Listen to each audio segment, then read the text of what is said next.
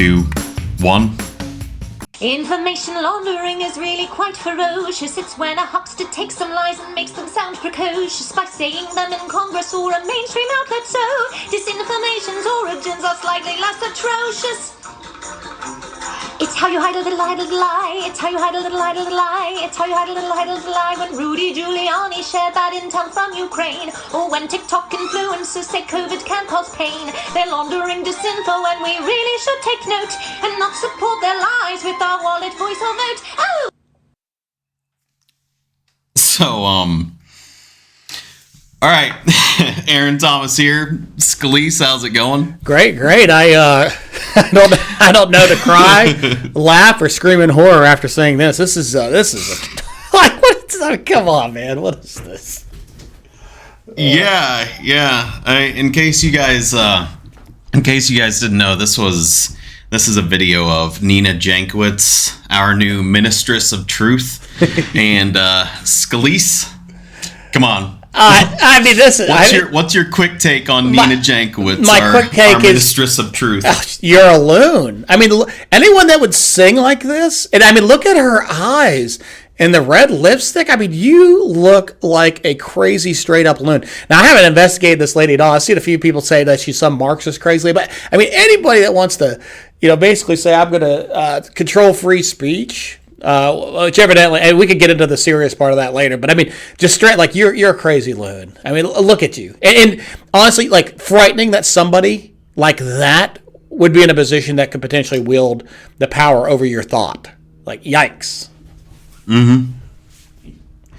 Yeah, we're calling it the Ministry of Truth, and it's popularly known as the Ministry of Truth, but it's the Disinformation Governance Board. That Mayorkas in Congress said, yes, we're going to put this up. And listen how he said this. He said, we're starting a Disinformation Governance Board, i.e. a Ministry of Truth, to be able to identify and find people who may be, keywords, who may be descending into violence. So it's not that you've committed a crime or that you've even performed a crime or that even you've actually done anything that's illegal, but they want to identify you, which whatever those consequences, talk about Bolshevik, having like Stalinistic overtones. Yikes!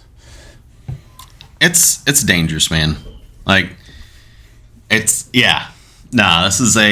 is definitely a dangerous direction to be going. On a side note, I am definitely going to start using gender-specific words whenever it's applicable, just as my kind of little effort to push our culture back to sound science, healthy psychology, nature, and nature's God. Just a little humble attempt that I'm gonna start making an effort at like from this point forward.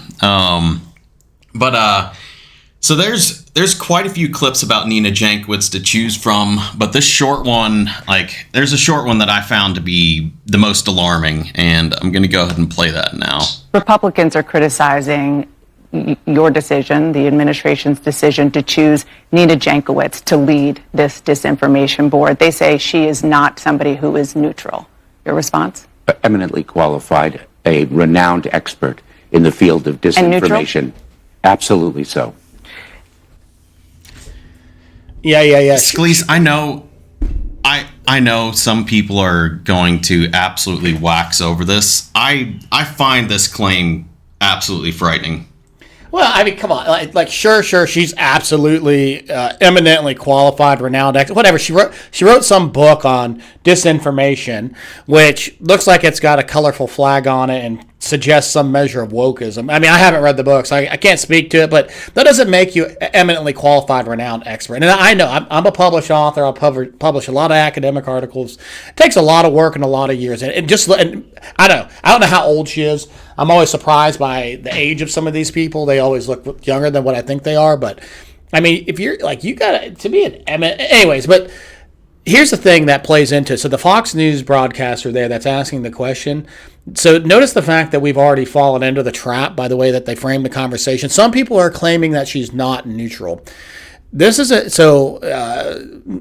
my doctorate had a lot to do with yes, Oh, go ahead. Go ahead.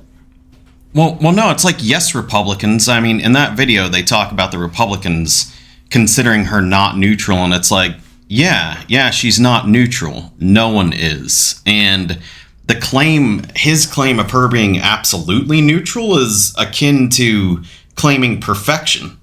Well, yeah, and non-human, right? Yeah, something. Yeah. For something to be absolutely neutral. Which, here's the thing, I actually think that is a myth.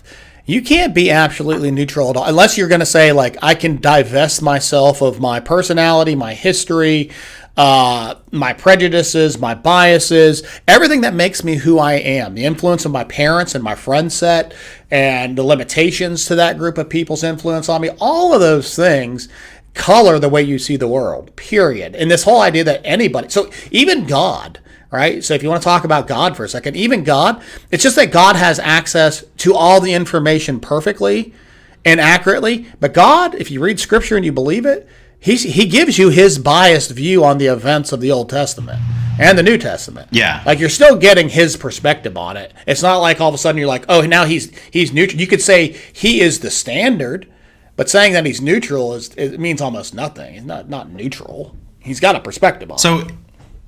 So he's making this claim about her, but if she believes this about herself and the people running this new board believe this about themselves, it only portends portends great evil to be done by this organization. Like, you cannot believe this way about yourself and go.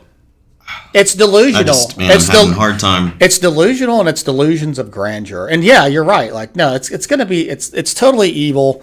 I mean, you cannot put yourself, I mean, and the fact that the Republicans and Fox News or CNN or whoever this is wants to go ahead and give them this, like, seed this ground on, oh, some people are claiming that she's not neutral. I mean, she was singing a song making fun of conservative positions. Like a crazy clown. And like the fact that they would even treat that serious, like that she could be neutral. But so let's just like jump into that world. Like, it's stupid that anyone conservative would give them any sort of room to move here. And this is the way they react to everything, dude. It's their responses seem to be devoid of any dynamic thought on what these claims actually mean. It's like. No, she isn't neutral. Nobody is. This is actually one of the biggest reasons a government should have nothing to do with forming an organization like this. Well, in our government, it shouldn't even be a debate. No, well, yeah, like the fact that they're out here, like you said, no debate. But yeah, this segues nicely. I think this is a direct response to them losing power over Twitter, but we'll need to get into that in our longer video for sure, because I think that's going to segue nicely. Yeah, and Scalise, I don't care what group it is. Like, put the leftists aside. I don't care what group or person, you name it. If they believe this about themselves, you do not want those people or that group anywhere near the levers of power if they believe this about themselves. Especially a lever of power or organization the government has no business creating to begin with. This is just, and honestly, I don't care as much about commenting on her as this whole thing should just be, shouldn't be done to begin with. Period.